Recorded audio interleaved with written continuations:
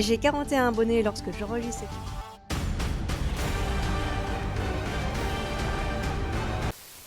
Yo tout le monde, bonne année et bonne Noël, même si Noël est déjà passé, mais je sais pas quand cette vidéo va sortir, donc ça se trouve on est déjà en 2023. Donc bonne année. Cette année a été riche en plein de trucs. Il faudrait que je fasse une vidéo sur mon top des animés que j'ai préférés de 2023, même si pour l'instant 2023, non 2022. Oh là là, je modifie toutes les dates. De 2022, étant donné que j'ai encore pas tout regardé puisque c'est la même rengaine, la même mélodie, mais j'ai un taf. Comme j'ai un taf qui me prend beaucoup de temps, c'est-à-dire 35 heures toutes les semaines et parfois un peu plus, par exemple pour Noël où j'ai bien bavé avec mes 42 heures, eh bien je n'ai pas le temps de tout regarder, c'est vrai. J'ai encore pas mal d'animés de cet été à mater et cet automne, j'ai commencé quelques-uns, mais j'ai encore pas mal de choses à regarder. En tout cas, personnellement, si je devais donner un avis très superficiel de ce que j'ai pu regarder cette année, en ne citant pas les sorties de saison qui ont été monstrueuses, en parlant évidemment que d'animés originals, si vous voyez ce que je veux dire, des choses qui ne sont pas des saisons 2, saison 3, etc., des sorties de saison. J'ai trouvé ça un peu mauvais cette année par rapport à l'année de 2021 où j'ai eu du mal à mettre tout dans mon top 10. Là, j'ai vais avoir du mal à mettre des trucs dans mon top 10, enfin des animés, vous voyez ce que je veux dire. Bref, peu importe. On verra ce que ça donne quand j'aurai terminé de regarder tous ces animés. Je voulais aussi vous remercier pour les 60 abonnés. En fait, j'ai pas posté de vidéo pendant 3-4 mois pour les animés de l'automne et mon dernier zapping. Et j'avais regardé mes abonnés, j'en avais à peu près 42. Et là, j'y retourne, comme vous avez pu le voir au début de la vidéo, j'en ai 60. Je sais pas ce qui s'est passé, il faut peut-être que je prenne des vacances plus souvent pour avoir plus d'abonnés d'un coup. En tout cas, moi, ça me fait vraiment plaisir de vous accueillir, les petits nouveaux. Merci pour votre soutien. Je sais qu'il faut pas regarder à chaque fois ses followers, surtout que ça fait un peu pathétique quand on en a si peu, mais je suis contente de juste un seul qui vient soutenir mon travail. En tant que petite meuf qui fait des vidéos dans son coin d'animé, c'est déjà assez rare. Personnellement, je connais pas de meufs qui fassent des vidéos comme certains youtubeurs animés mecs en font. Donc voilà, ça fait toujours zizir. Merci les gars, et du coup, commençons cette vidéo, puisque l'intro est un peu longue, avec les sorties de cet hiver, qui risque d'être une année intéressante. Alors je dis tout le temps ça parce qu'il y a pas mal de sorties que j'ai regardées qui vont sortir en 2023, qui ont l'air vachement cool, mais voilà, je ne suis pas contre des nouveaux animés, évidemment. Alors, Vinland Saga saison 2, alors je l'attends depuis un petit moment. Vinland Saga c'est sorti quand? En 2019, 2020, un truc comme ça. Et je dis pas assez souvent, mais j'aime énormément Vinland Saga. J'ai vraiment adoré l'ambiance, l'univers et surtout le scénario qui est vachement plus hardcore qu'on ne le pense. Enfin, si quand même, Vinland Saga, tout le monde sait que c'est un peu violent. Et surtout le héros principal que j'aime énormément et sa quête, voilà. Je veux pas trop spoiler parce que franchement, je vous conseille d'aller mater la saison 1, évidemment. J'ai pas commencé ma chaîne d'animé quand la saison 1 est sortie, donc je peux pas trop en parler, sinon j'en aurais évidemment parlé dans un zapping ou une vidéo, mais je recommande Vinland Saga, je le considère quasiment comme dans mon top 10 des animés que j'aime le plus. Je sais, ça fait beaucoup d'animés que je dis ça, mais c'est pas complètement faux, j'aime beaucoup d'animés quand même. Ensuite, Maogakui no Futekigusha, etc., etc. Le nom est tellement long, bordel, Animalist ne peut pas le contenir, comme la force de Goku. Bref, c'est la deuxième saison, et je ne connais pas du tout. Et le problème, c'est que ça a l'air hyper connu. Genre ça, on avait déjà parlé dans la vidéo précédente des animés de l'automne 2022. C'est que ça, c'est le nombre de gens, entre guillemets, qui suivent, qui sont intéressés. Vous voyez ce que je veux dire? Et c'est aussi populaire qu'il est quand même à la deuxième place. Ça me dit strictement rien. Est-ce que ça vous dit quelque chose, les gars? Parce que ça a l'air d'être un animé fantasy harem. C'est peut-être sûrement pour ça que je ne connais pas, parce que voilà, des meufs avec des gros boobs, un mec résumé à sa virilité, tout ce qu'on aime sur les harems, c'est une des raisons de pourquoi je connais peut-être pas. Et il a l'air populaire, c'est ça le problème.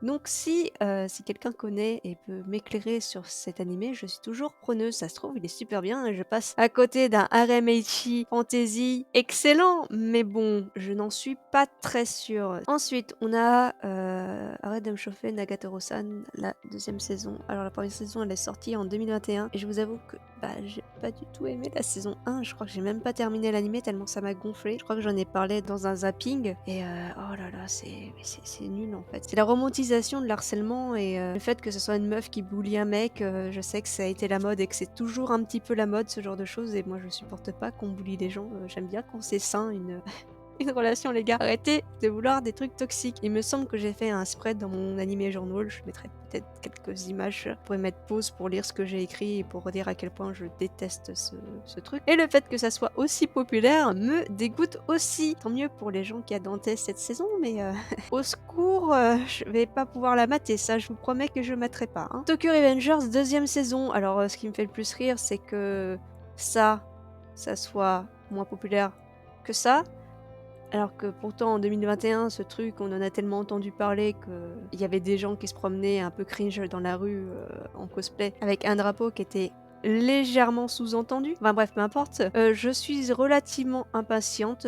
J'aime pas sans plus que ça Tokyo Revengers. En fait, je trouve que le scénario est un peu éclaté au sol. C'est juste des mecs qui se tapent, quoi. Surtout des mecs jeunes qui se tapent. Faut pas oublier qu'ils ont entre 12 et 15 ans, quoi. C'est vraiment des petits cons, en fait, qui se tapent. Donc, mis à part 2-3 personnages que j'aime beaucoup, alias Shifuyu Best Boy, il fallait que je continue la suite puisque ça s'arrête sur un énorme bon cliffhanger, même si je sais que tout va bien se passer et que voilà, s'il y a une saison 2, c'est pas pour rien. J'ai trouvé ça un peu trop populaire pour ce que c'est, notamment l'animation qui est vraiment éclatée au sol. Alors oui, c'est vrai, c'est pas Ufotable ou c'est pas Mappa qui anime, mais un minimum s'il vous plaît les gars, Liden Films, s'il vous plaît, faites un minimum d'efforts, quoi, parce que déjà que le scénario est pas fifou, si en plus l'animation est pas folle, voilà. Hein.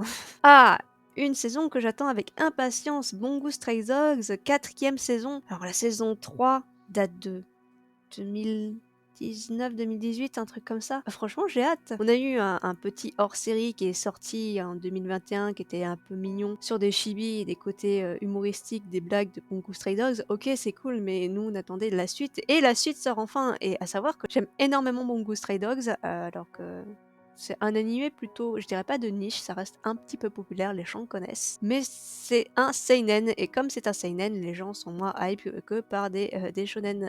Voilà, moi je dis ça, mais voilà, Vinland Saga, c'est un seinen, et c'est apprécié à sa juste valeur. Bref, hâte de voir Bungo Stray Dogs, 4e saison, franchement. Je me souviens plus trop de la 3e saison, je pense que je la materai avant de regarder la 4e saison. Et on verra ce que ça donne. Ensuite, Itai no wa Yanano de... enfin bref, le truc qui a toujours un nom énorme. Ce truc-là ne me dit rien du tout, et j'ai l'impression d'être complètement à la ramasse au niveau des animés. Donc il y a plein de gens qui disent oui Jade, tu regardes plein d'animés, c'est trop cool, moi j'aimerais bien en mater autant que toi. Et à côté, moi, dans les trucs les plus populaires, j'arrive pas à savoir ce que c'est. C'est quoi ça? C'est une meuf qui vole sur une tortue.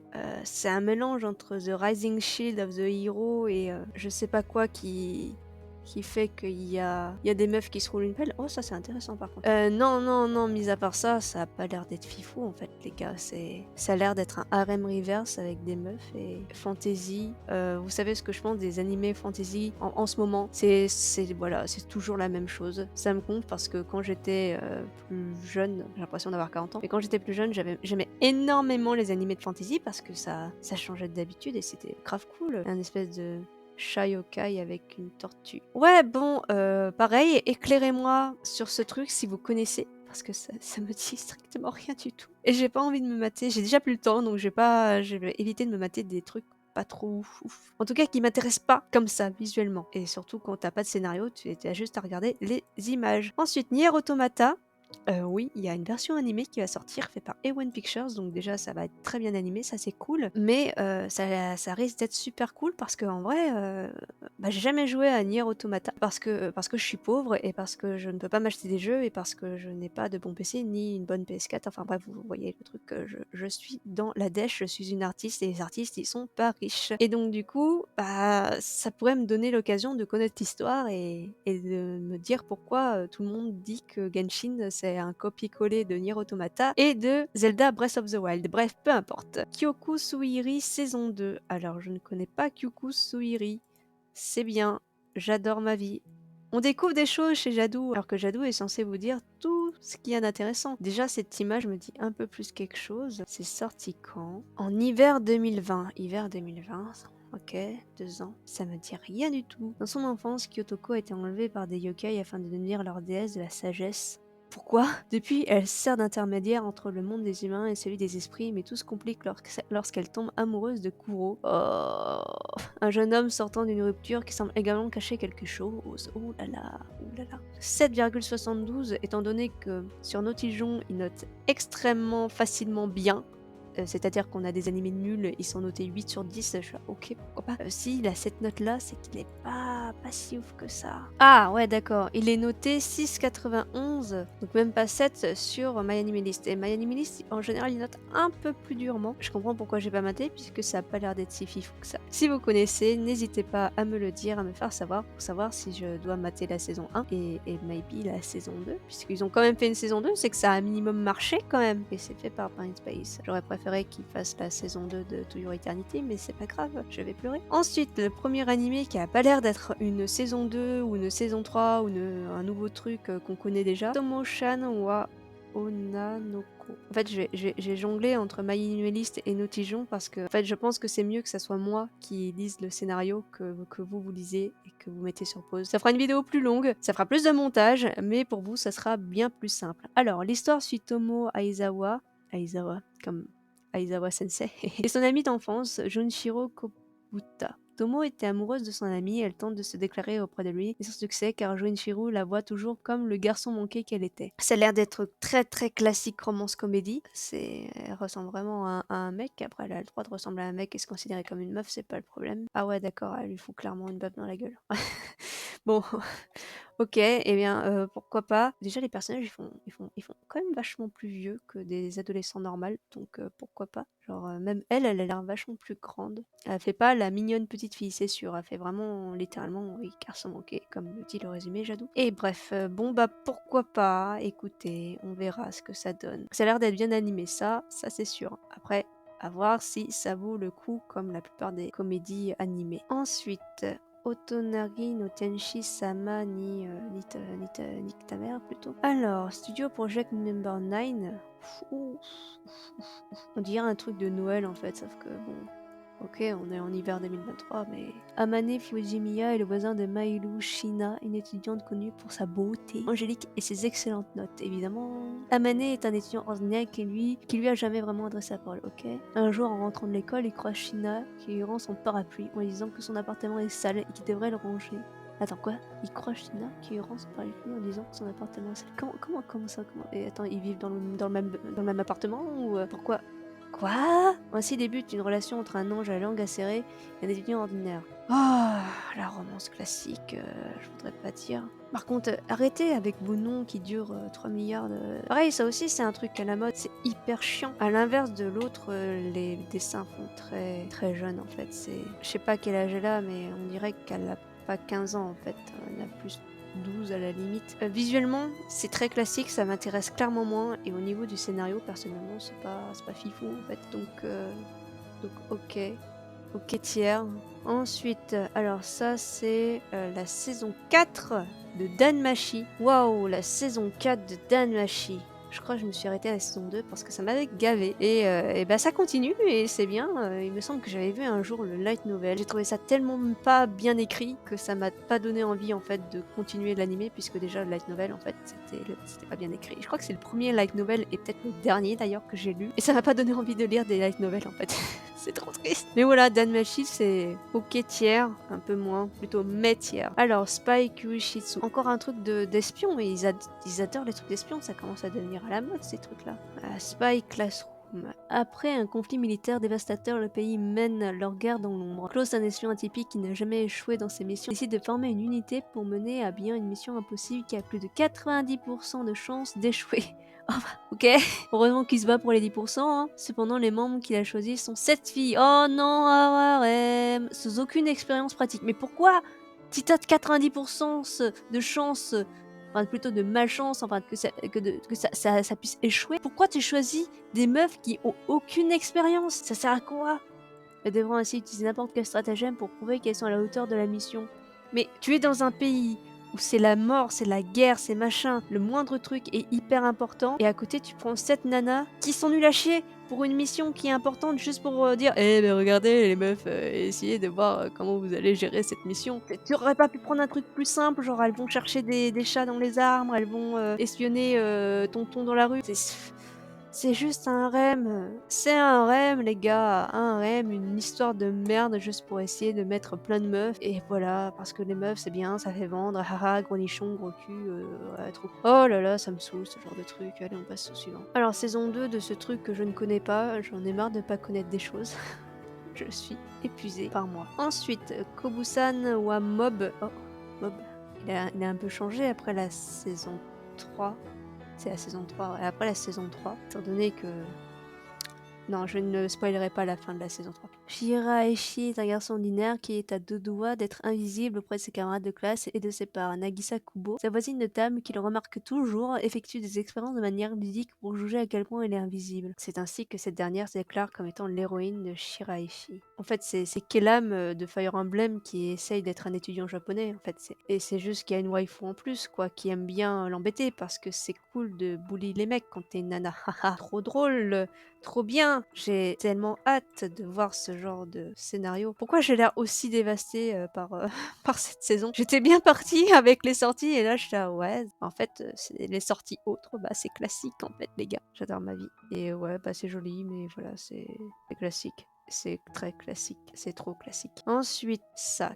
Qu'est-ce que c'est? Oh là là, c'est déjà le speech a l'air tellement long. L'histoire se centre sur Imoro, un descendant d'une Yukioma.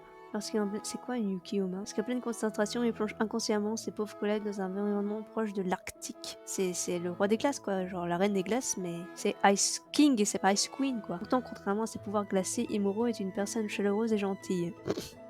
Évidemment. Il aime les fleurs, oh le petit chat.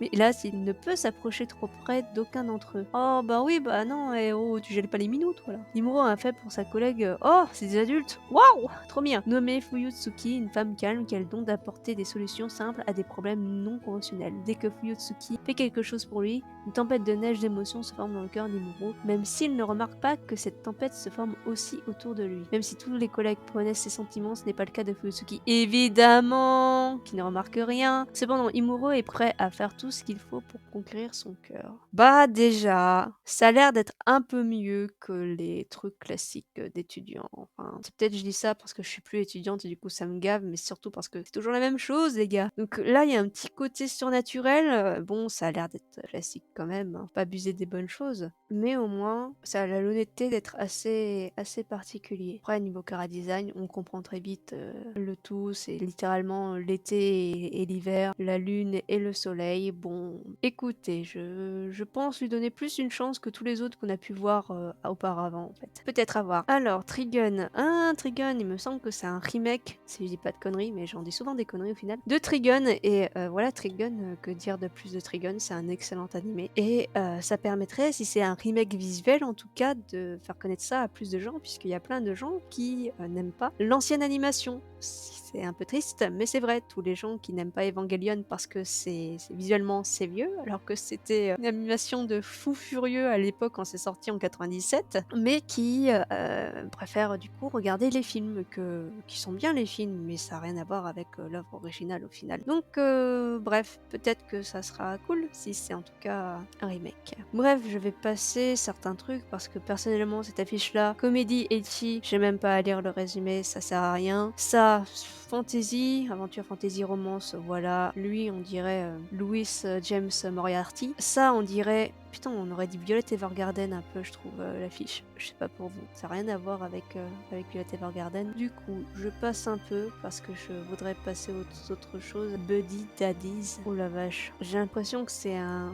remake de Spy Family, mais en moins bien, avec des mecs gays qui essayent d'élever une fille, j'en sais rien. What the fuck. On a la saison 2 peut-être de Tsurune, c'est la saison 2? Oui, c'est bien la saison 2 de Tsurune. Enfin! Oh bordel, depuis le temps. Alors on a eu un film, certes, mais bon, depuis, voilà, j'attendais un peu la suite. En vrai, c'est un animé de sport plutôt gay, surtout, plutôt cool, plutôt banal, mignon, surtout fait par Kyoto Animation, hein, voilà. Et c'est des mecs qui font du tir à l'arc, et juste le fait que ce soit des gens qui font du tir à l'arc, moi ça m'intéresse. Oui, voilà, c'est assez facile de me cerner. Alors je descends, Monogatari, ça a rien à voir avec les Monogatari series. Monogatari en japonais ça veut dire histoire. Alors mater mon level de japonais pur et dur MDR. Donc bon, moi je me renseignerai de mon côté et puis de toute façon vous verrez bien dans mes zappings à quel point je regarde pas mal de trucs quand même. Je vous fais du contenu.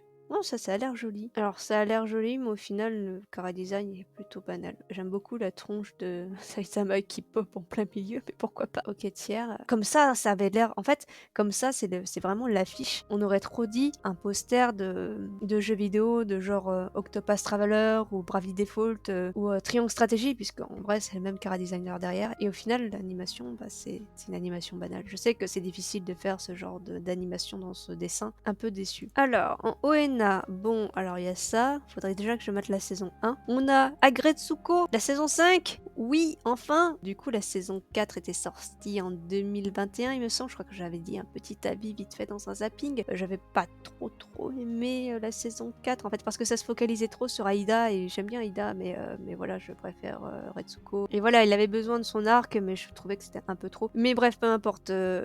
J'adore quand même Agretsuko, ça, c'est pas le problème. Agretsuko, gros kiff sur Agretsuko. Make My Day, alors c'est une exclusivité Netflix, sur une planète super froide avec plein de neige, des mystérieuses créatures apparaissent soudainement avec une apparence noire, commencent à attaquer les habitants. Est-ce que l'humanité peut survivre? En fait, c'est un mélange entre The Thing, qui est un film d'horreur qui a été quand même vachement perturbant, qui se passe justement dans ce genre d'environnement, avec d'autres trucs d'horreur, enfin je sais pas, en fait The Thing, c'est un parasite qui prend possession de la personne en fait. Alors que là, ça a l'air d'être vraiment des monstres qui attaquent les habitants dans un contexte glacial. En général, les exclusivités Netflix, elles sont beaucoup plus violentes. En fait, il y a moins de censure que certains animés, je dirais pas classiques, mais presque. Bon, évidemment, les gens, ils vont faire gna gna gna, c'est faux, c'est une semaine, gna gna. Oui, bon, vos gueules, je parle en général, hein.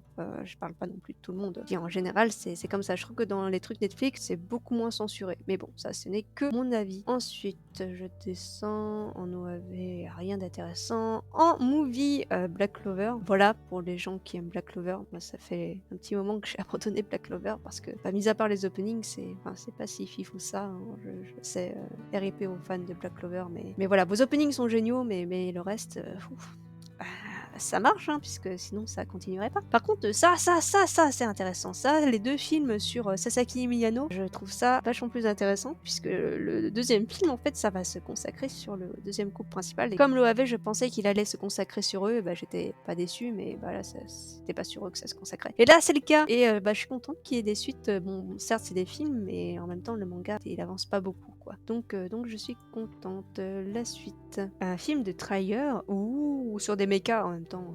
Mecha, Trigger, Mecha. Greenman Universe. Ça, j'ai peut-être recherché un minimum ce que c'est. Il s'agit du nouvel animé de Greenman Universe. Merci Nautijon. Je pense que je n'avais pas compris. Par contre, c'est marqué saison printemps 2023. Pourquoi c'est marqué alors en 2023 mais hiver? Ah, c'est peut-être la sortie en France. Et non au Japon. Bah écoutez, au moins, vous auriez pu au moins mettre le speech, à part si c'est vraiment pas de speech, mais c'est pas grave. Je vais juste rester sur le trailer que je regarderai plus tard. Ouais, Détective Monde, Doraemon, Movie 42. Oh bordel, 42. Heureusement que les Japonais sont fans de ça, parce que ça perce tellement pas en France, c'est fou. Un spécial d'Evangelion. Ça contient la BD qui a été sortie de Evangelion 3.0 plus 1.0. D'accord. C'est une BD ou c'est un truc animé en fait? J'arrive pas à comprendre. Qu'est-ce que c'est?